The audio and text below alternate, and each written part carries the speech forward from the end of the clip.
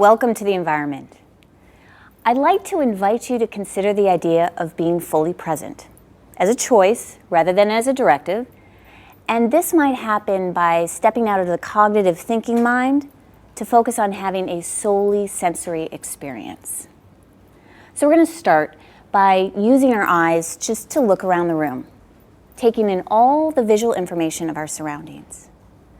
Notice the structure of the room, the colors, the space.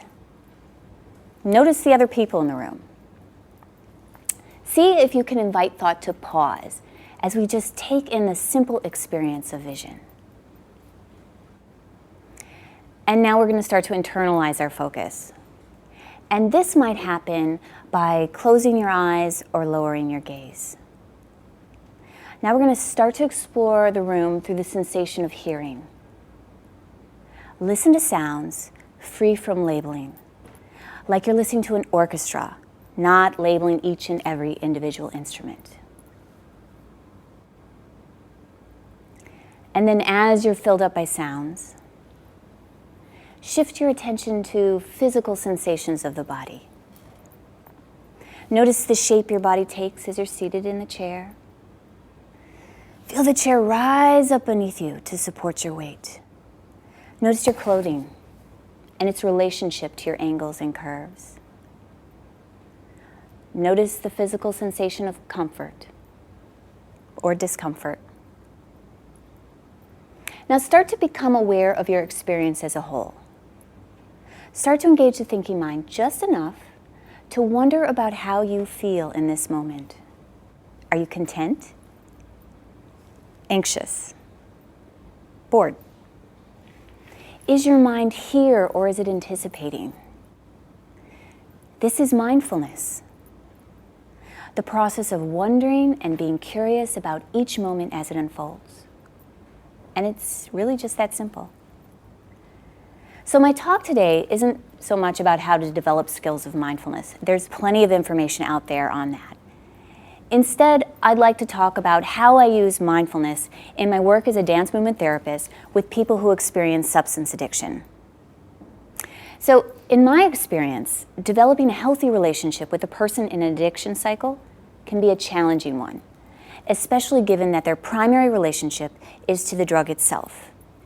And even after the drug or drink is no longer a major factor in their functioning, a person continues to struggle with impulsive behavior and emotional reactivity.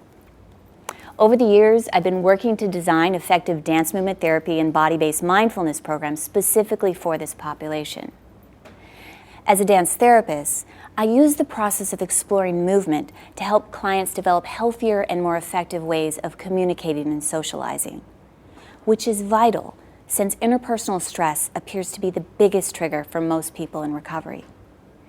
Fortunately, there's a lot of research being done in neuroscience that suggests that practices as simple as the one we just experienced helps a person to emotionally regulate. In fact, earlier this year, an MRI study was done at the University Hospital of Psychiatry Zurich that revealed that the more mindful the individual, the less activation required in regions of the brain associated with emotional processing. What this means is, if my brain is wired for mindfulness, I'm less likely to fall prey to tricky emotional states when stressed. And in the case of drug addiction and dependence, and when I say drug, I'm also including alcohol, poor emotional regulation is the hallmark of addiction.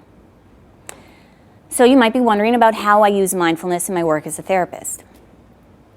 Well, as a dance therapist, I always prioritize the relationship. And it's within the creation of this relationship that I informally introduce mindfulness. The process may include movement like yoga or dance, or it may just be about stillness. But it will always include the body as a source of information and experience.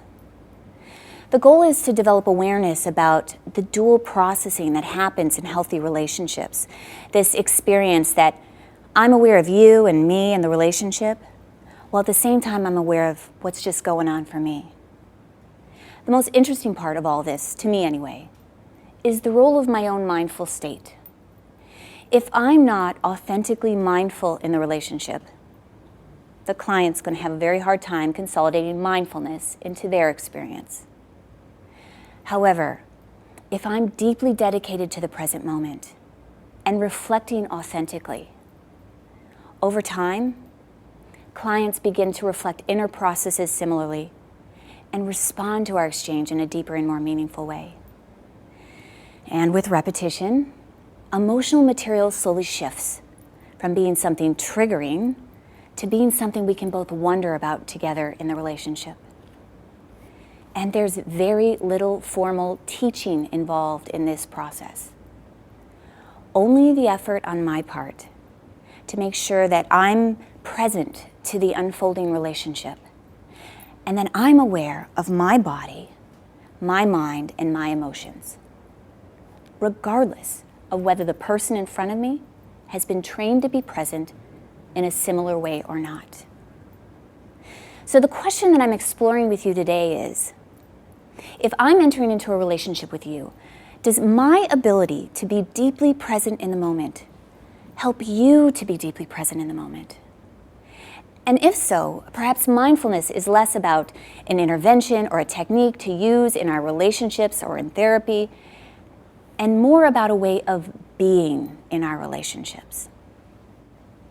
So as mentioned, I am a dance movement therapist, but I came to the field with a 14-year history as a yoga therapist.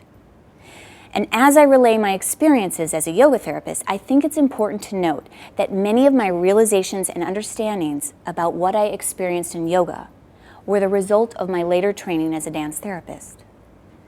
Without dance movement therapy's focus on the uniqueness of embodied and nonverbal relationships, I'm not sure I could reflect on my experiences the same way.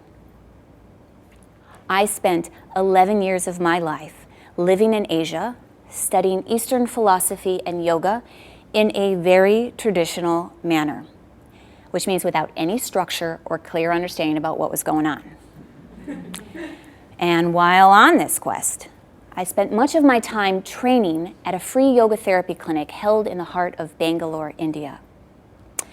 Often, I'd be required to just sit and watch the teacher dish out prescriptive yoga in a language I could barely understand. And this was how I was expected to learn. And if you've ever read anything about ancient teaching practices in India, then you'll know this is kind of what they do. And for some, it takes years, sometimes decades, to establish trust, commitment, and rapport with the teacher. Only then were these skills or powers passed between guru and student. 5,000 years ago, during the birth of yoga and this guru-disciple relationship, the creators of this ancient practice knew nothing of dance therapy, attachment theory, or neurobiology. But they absolutely operated like they did. For years, I would return to that yoga clinic, and I learned so much more than simple movement combinations to heal a slip disc or breathing exercises to reduce diabetic symptoms. Through that relationship with my guru, I learned to be more like him, to be a healer who is present, compassionate, and kind. In essence, yoga was a practice to prepare a person for spiritual enlightenment.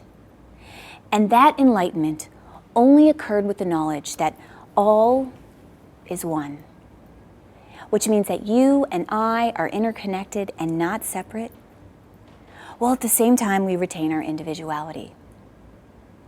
And to achieve this level of awareness, we must tame the mind, which to me meant becoming aware of inner processes and how they impact external relationships. Dr. Daniel Siegel coined the term interpersonal neurobiology in his book, The Developing Mind, in 1999. Interpersonal neurobiology studies the way the brain grows and how it is influenced by personal relationships. He talks a lot about how the mind is a product of activity from the brain, but that it's also a product of our relationships with each other.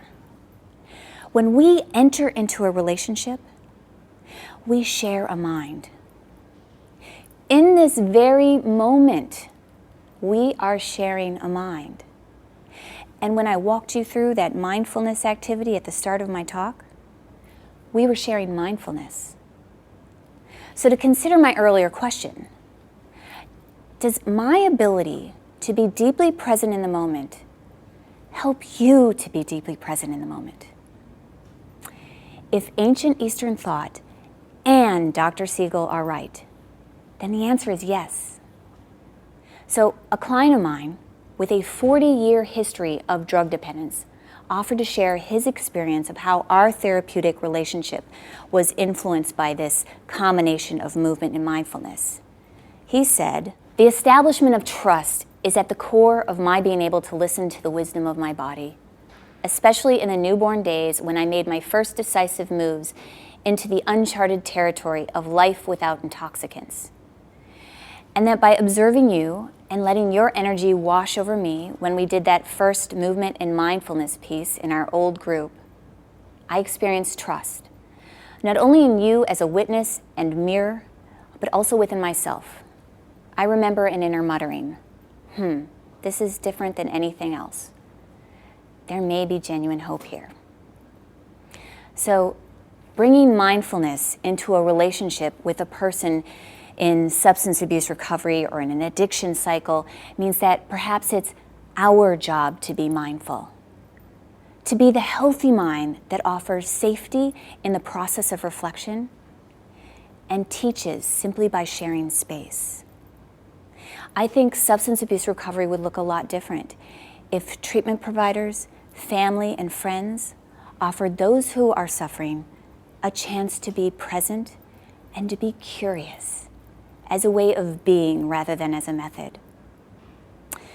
And so all of this kind of reminds me of an old adage often attributed to Mahatma Gandhi, but which I later learned was just a paraphrase of his original quote.